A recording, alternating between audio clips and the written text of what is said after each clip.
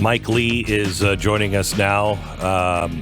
Mike, I don't know if you've been following the president this morning, but he has said that he is going to shut off all Russian oil to the United States, and he's going to do everything he can to help the American people. 60 million gallons from our 60 million barrels from our strategic oil reserves, and he's not going to tolerate price gouging from these oil companies that are going to try to just gouge people at the pump.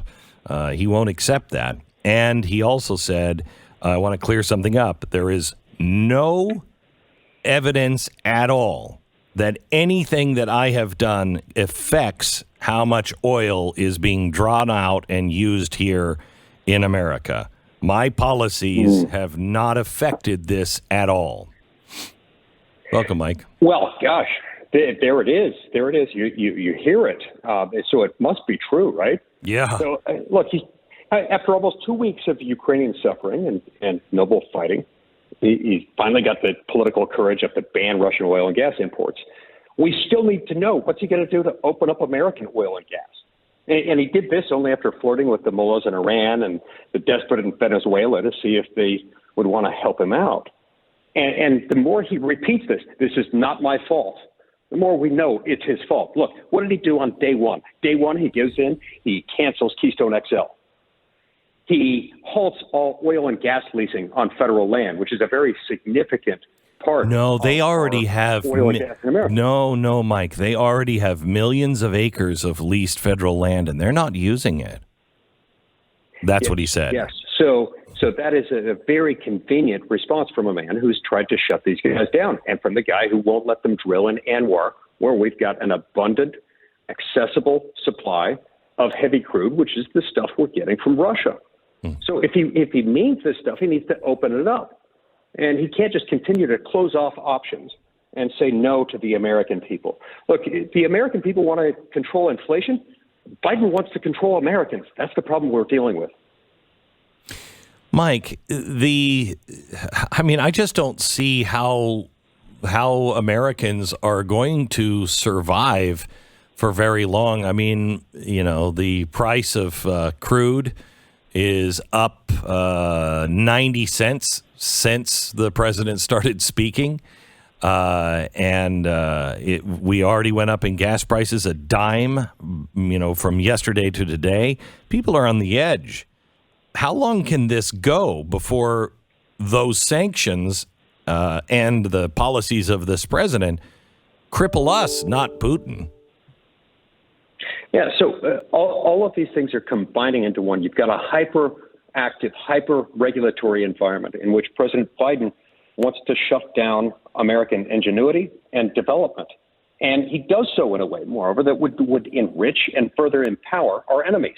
I mean, look at where more and more of our money has to go to buy our energy when we don't do this. It goes to vile countries, vile people in vile countries. We can produce this stuff here in a more safe, environmentally responsible, and cost-effective manner than just about anywhere in the world. So why aren't we doing it? Well, it always comes back to his climate obsession and to this God complex that he seems to have, suggesting that he's the one who can figure out how to balance all of the competing climate needs of the globe and balance those against the American energy needs. There's this thing called the free market.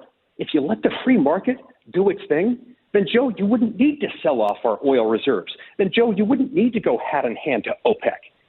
So this thing called the free market works, and it allows people to get clean, affordable energy on demand. He says that this is the free market working. It was amazing to hear him say, we shut down their banking. Well, who shut down their banking? I don't believe the United States of America can shut down all of the banks and the credit cards and everything else.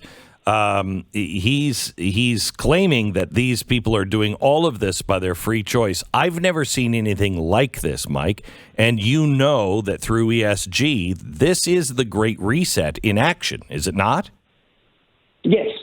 And as you talk about this in your book, one of the things I love about your book is in the book, The Great Reset, you explained that this time, this particular series isn't something that's government, and so it's much harder to control. Yep. This is the coordinated action of countless individuals acting independently, and independently in a way that's likely to diminish freedom and diminish options for ordinary, hardworking citizens.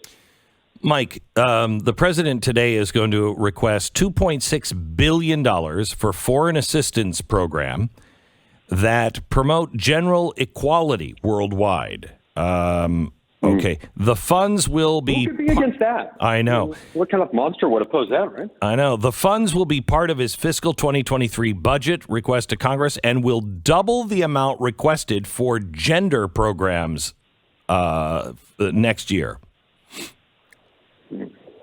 Gosh, if there's one thing in the world right now that we've got to do, it's ship a bunch of money offshore to unspecified priorities that are impossible to quantify and very difficult to evaluate because this money is being sent all over the world. I really think that we've lost our minds when it comes to this. Look, I think foreign aid generally has some problems with it that need to be addressed. This is a particularly egregious example of that, and the timing of this couldn't be poorer.